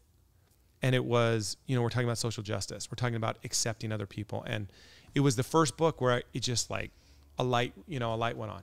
And so we have a responsibility as adults, and for me as a teacher, and for both of us as a parent, or any listeners who are parents, right, to not, dim that light of curiosity in our children, in our students.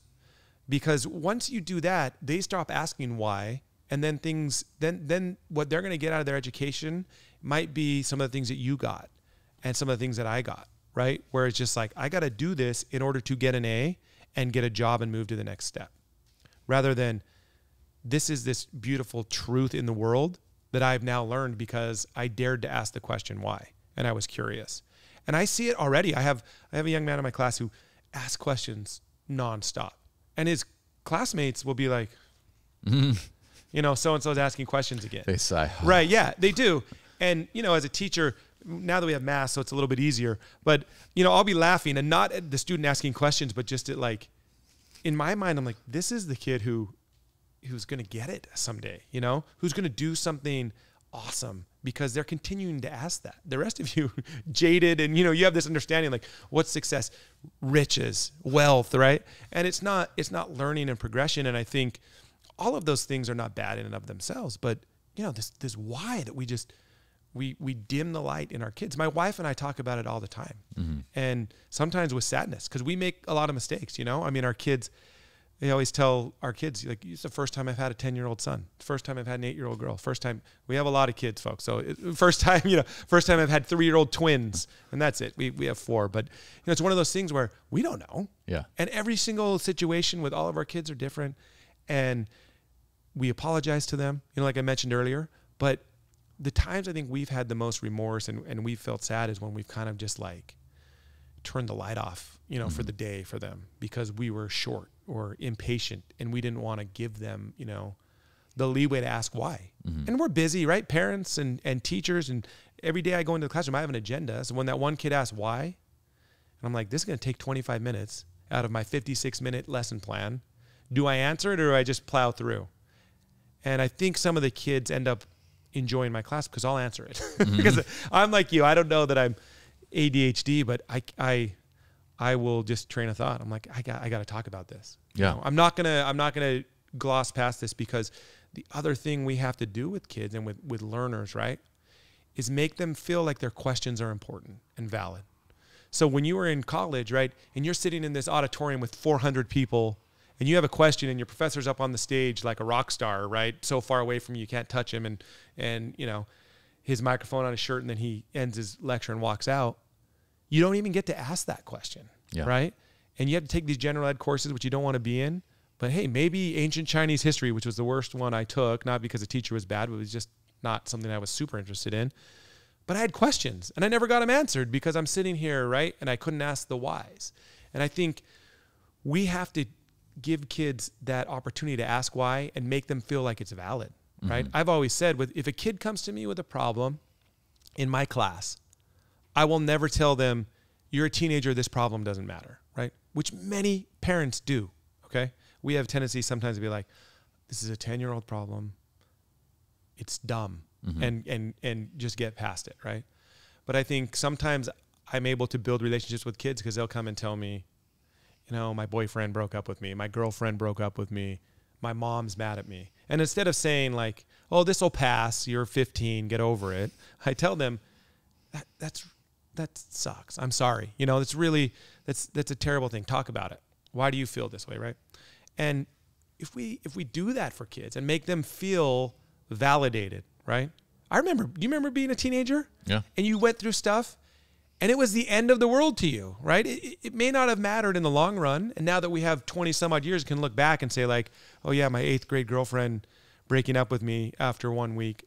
Incidentally, I ended up marrying my 7th grade girlfriend, but, you don't get to go down that road. Yeah.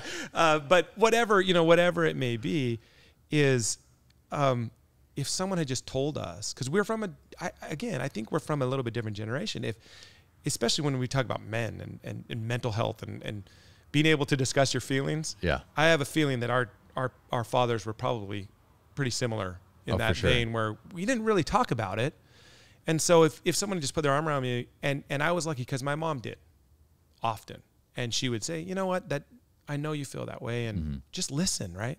So I think that's such an important thing to do. And, you know, in terms of being lifelong learners, right? In terms of this idea of the 12-week university, it's this idea that not only do we need people to listen to us, but we have to feel like our concerns are valid in any walk of life, right? That's how we grow. And if they're not validated, then, you know, where does that leave us?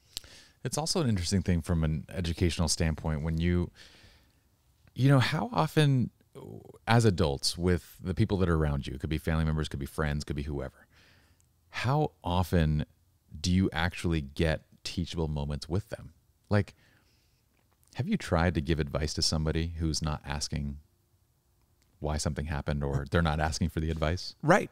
Yeah, it doesn't work, right? It doesn't work. It makes someone angry. Yes. And if I look at you from the outside and I'm like, hey, Pi, I got a little bit of relationship advice for you. Yeah. Unsolicited, you're going to be like, what? You're like, dude. Yeah, dude, I don't want this. Back off. Yeah. No, like any type of unsolicited advice, anything does not work. So when someone comes up and they actually say, hey, this happened, can you tell me like why? Like, what are your thoughts on this? That is a moment where someone is actually attuned. They're open and ready for you to like actually give them something, right? Children do that all the time with why. Right. And we shut it down. And then they stop asking. And then we become adults who no longer ask and who no longer are willing to take advice because we learned that we shouldn't ask why. It's a weakness. You ask why, you ask, you know, how come, you ask any of those kind of things, it's a weakness. So we just become these obstinate adult assholes who just keep repeating the same mistakes. And if someone says something, we're like, hey, this ain't your business. Like, did I ask for help? Right. Like, well, no, you didn't, but you look like you need it. Like, well, you use the word weakness. And again, it's my wife and I listened to a speaker. I wish I could give him credit for you know, what he said. But I spoke at an event and he was the main speaker. Curiosity is a superpower. Yeah. When someone raises the hand. Absolutely. And you know, it's funny that you make that mention of that. As adults, we think of why as like, this is a bad question. It means you're weak. It means you don't know. But again, curiosity is a superpower. It's what makes good things happen, right? And even beyond good things, it's what brings us joy. Right? Understanding why and being able to talk about the whys, right? We're able to find joy. But when we suppress those things because we're taught at a certain point, stop asking. And like I said, my mother, I don't think my dad ever shut me down. He would answer my questions, but my mother was really open, like ask these questions. She wanted me to ask. She still does. I'm 40 years old and she'll call and ask me how I'm feeling, how's my day going. And I think that's so important, right? Because even outside of my home or my school growing up, just the world makes you think like it's not okay to ask why. 100%. Right? And it shuts you down and it breaks you down. And so you stop asking. And we can't stop asking. We have to keep asking those questions. That's how we continue to learn. You know, and I know this about you, you were not a photographer 15 years ago, really, you know? No, I didn't know it. Right. I didn't even own a camera. And again, now you're teaching, you know, my most famous friend on TikTok. Now you're teaching millions of people, right? How to take better photos with their iPhone, right? On your TikTok, which is amazing. I've shared it with most of my students, right? But you're doing this thing. And so now you've learned because you continue to ask why, Pi, now you've learned how to be a photographer. It's like you go back to that superpower thing. Right. That's the only thing. Sure. Well, and now you're doing podcasts. You've written a book, right? 2-3 years ago, this is not on the horizon for you, but you don't stop asking why, right? Correct. Why are you powerful? Why have you succeeded? Why have you had some measure of, you know, if we're talking about achievement and success, which is what the world loves and what the world emphasizes, why have you been able to do that? Well, it's a very basic thing. You keep asking the question. It's just learning. I tell my kids everything that we have is because I like learning. That's it. That's it. I ask why, and I like learning about things. And so, and every framework that I've designed, it's funny because when people look at them, now I can design frameworks. Like it's very interesting. I can sit down in 30 minutes and someone can explain something relatively complex, and I can break it down to something pretty simple, like very quickly. But when people ask me, like, you're crazy at this. Like, this is like just unreal that you can do this. You must be so intelligent. I'm like, I'm not. I'm really dumb. And so like I have to create, like with relationships, I had to create something that would help me to understand, because I don't get it. I'm not, you know, like you and Justin and various people around me, I feel like these are things that have come fairly naturally. Like you found the right person. You have been able to figure out, okay, we run into roadblocks, stumble, but this is kind of how we navigate. I literally need the roadmap. When I'm in jiu-jitsu, I ask the stupidest questions in the world. Like my very first class, and my professor's like, okay, we want to get from here into mount. You know what mount is? Yeah. You're on top of somebody. And I'm like, why would I want to be unmount? Like I don't understand. Why? Well, again, you asked why. And he just looks at me like, you're in a fight. You want to be on top. I'm like, okay, so it's bad to be on the bottom if you're in a fight. Okay, got it. But like the frameworks that I make are because in every one of these areas, from photography to creativity to lighting to sales to business, I have needed it myself. Otherwise, I can't reproduce the result. Same thing with creativity. People think that creativity is something you're born with. And I'm like, dude, that is the dumbest thing I've ever heard. Like, what baby is born coming out of the womb and being like, hey, that picture's framed wrong. You need to follow the rule of thirds in that one, which, by the way, don't do. That's a dumb rule. But anyway, like nobody, like, anyway, that's my whole thought. And the only thing that I create, the education that I make is for myself. It's for myself first. And then the reason that people like it is because it's so dumbed down and so simplified. Sure. But that's what we have to do as teachers, right? Yes. And that's what we have to do, you know, as learners, is to create those things for us. I don't ask my kids to do anything I'm not comfortable with. Okay. So I'm not going to push them to do something that I wouldn't do in my own, you know, you call them frameworks, but in my own way if I was learning in their shoes. Mm-hmm. I want to give them the things I didn't have. Mm-hmm. And I had great teachers, you know, the teachers that you remember their names, those were usually the good ones or the terrible ones. But for me, mm-hmm. you know, I had great teachers, a lot of them, and some that I kept in contact with, you know, to this day. From high school. But it's one of those things where you have to be able, you know, I mean, you kind of have to be able to do that. What am I comfortable with? What best helps me to learn? And as we get older, I mean, it becomes about so many other things. Mm-hmm. I see other teachers who I wonder why they're teachers, because they're more concerned about showing people that they have the knowledge of a certain subject. Yes. Than helping someone else become better. So for you, if you go teach someone photography and you spend an hour teaching a class about what a great photographer you are. Mm-hmm. That's a lot of those classes. Yes. They get nothing. Yeah. Right. And I think that that's the biggest thing when it comes to learning is it's not about us as the teachers, mm-hmm. right? It should be about these kids, and it should be about your students or your learners or whatever they want to be called and whatever you want to call them. But I think that's a hard thing. I sometimes, you know, consider, I always want to look at, if I was a student sitting in my class listening to me, how would I feel? Right? That's an important, that empathy right there is what makes you a good teacher. It's also what makes you relatable to the person sitting there. To me, that is the one single thing that is the difference between a good versus a bad teacher. I'm going to give you an example. There are photographers who are incredibly skilled at what they do. And when they get to the moment of teaching and somebody doesn't understand a concept, they can't rewind the tape and put themselves back in that moment where they were right there. Instead, they go, if you don't get this, you probably just don't have it, but again, I get very I'm like, MFer, you didn't have it either when you were I get so worked up about it. But yeah, it's that ability to empathize and to remind yourself of what it's like to start something new from ground zero. This is what I love about the process of learning. If you are a lifelong learner, you never forget that process, because whether it's jujitsu, whether it's something else, there's always something that I'm sucking at. And it always reminds me of what step one is at something. So when I go and I teach a piece of photography content, I never make an assumption of where someone's at. Right. So how do you keep yourself reminded of that?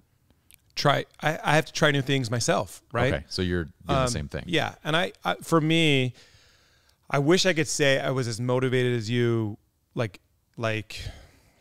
with things I want to do as far as a business goes or creation. But for me, it's usually physical challenges. Yeah, you're very motivated. Which I like to create for myself. But honestly, it's also establishing that love for my students. Mm-hmm. And again, like I said, some of the worst teachers I've ever seen in my career, they didn't love their students. They didn't care about those kids. Mm-hmm. And I'm not saying that's every teacher. I'm saying the worst teachers are like that, right? It's a spectrum for sure. Sure. But for me, my goal, and this is one of the things that's been so hard on Zoom and over COVID, over the quarantine, being able to teach kids, and it's undercut all the things I love about teaching, being in a classroom. But my goal in the classroom is to have one personal conversation with every one of my students every week. That's so difficult online. And it is, and it's near impossible online, but in the classroom, it just works so much better. I've seen these kids, the kids that have chosen to come back last month, just their lives have changed, you know? And it can be as simple as, how'd that soccer game go this week? Oh, well, we won. How did you perform? Were you happy about it? Yeah, it was good. It was one of my better games, whatever. Or, hey, what are you listening to? Because they'll come in, they're listening to music, and we discuss music, and they laugh at me because as you get old, that's the first thing to go. It's hard to keep up with, but they appreciate it, and it's such a simple thing. And I know just from feedback that I've gotten from kids, it's like that mattered to them, right? Yeah. Just to do that. So, sometimes empathy is not me knowing exactly what they're experiencing, but developing love for them. Mm-hmm. I have empathy for the people I love, sympathy for those I don't know, and I think both are appropriate. But I would rather have empathy because I would rather be able to say, I love this kid. Mm-hmm. And I've had life-changing moments in the classroom with kids who I wanted to kick out. I wanted to kick them to the curb. And then I took a breath and decided I have to learn about this kid. I had a student, freshman. He was a freshman in my class. Okay. And worst grade any student had ever gotten in my class. So it was his first semester. He was at a 7%. Okay? You have to willingly, not try to get to 7%. And so I was so frustrated because the behavior in the classroom was just out of control. Yeah. And he was a football player. And so I knew I would eventually deal with him in that realm too as I was coaching. So I'm ready to be like, you need to move him to a different class, or he needs to be in the office or something. And so instead I take a breath and I go down to his counselor. I said, what can you tell me about this person? Why are they acting like this? What do I not know? I said, well, his father is on hospice care in their living room. He's dying. And I thought, number one, how are you not telling me this? Mm-hmm. This is a problem. You should have opened with that. Well, we can't, and that's one of the problems with education. Well, we can't unless they tell us to tell you. And I get that, confidentiality and whatever. But if you ask, we can tell you. Well, it's not that confidential if all I had to do was ask. So this might be helpful. I said this might be helpful for the students, all the teachers. Yeah. And so here I am now. Now what do I do? Do I still feel the same way about this kid, knowing if I was 15 years old, watching my father die before my eyes, right? And he was an out-of-district kid. We live in a pretty wealthy neighborhood, our school. So didn't live in that neighborhood, grew up in that neighborhood. wanted to come to our school for a better chance, right? So he's already at a disadvantage from the other kids, socially, socioeconomic disadvantage. And I said, what? I would be mad as hell.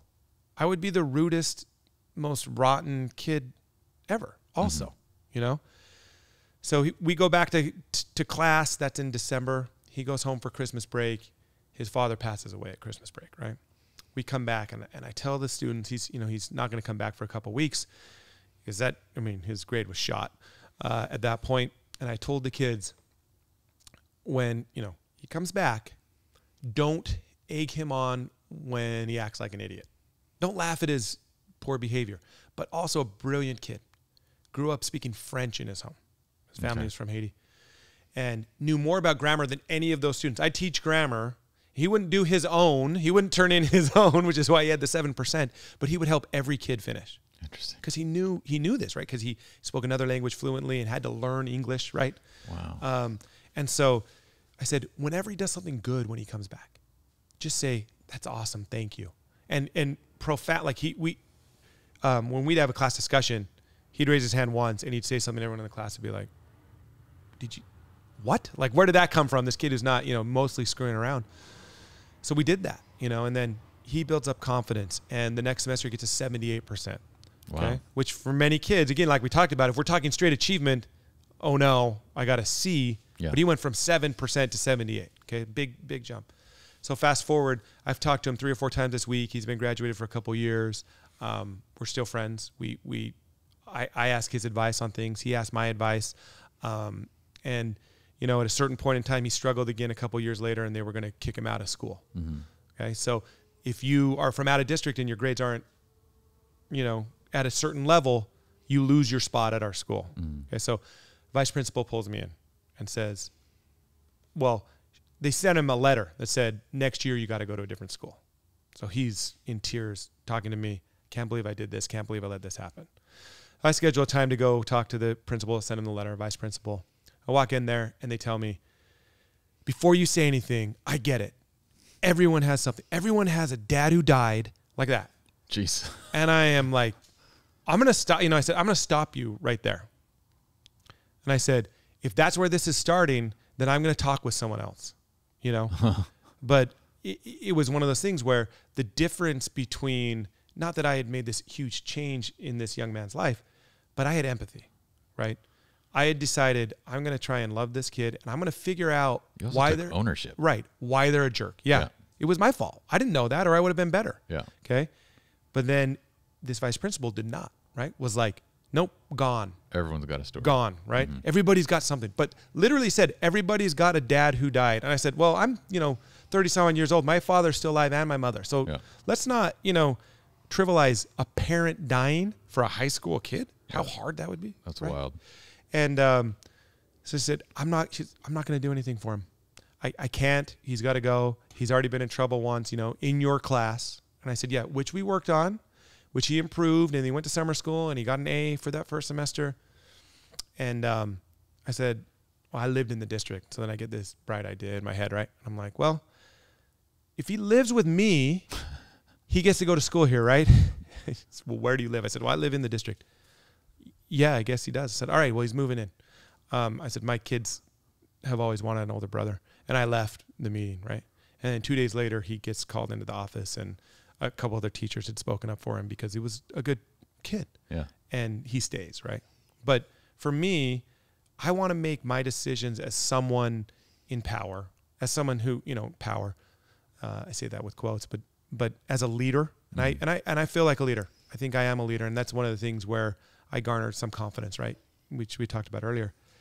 I want to lead out of love and empathy. And if I can start there, and I'm not perfect at it, I will get the most out of the people that I teach. Mm-hmm. And I think it's hard for a student to do that. When we talk about being a learner, if we can be learners and lifelong learners with love and empathy for the other people around us, we'll never stop learning because we'll never stop caring, right? Yeah. An issue comes up and whether we agree with the issue or not, if we can love someone else and show them kindness and empathy, I don't think much else matters. I think you just defined what woke should be. Right. I mean, that is really what woke should be. It's not about getting your pronouns right every single time. It's not about, any of the things that we seem to be making it about. Never saying anything offensive, always, understanding it's exactly what you said. Being willing to learn, to empathize with the person across from you.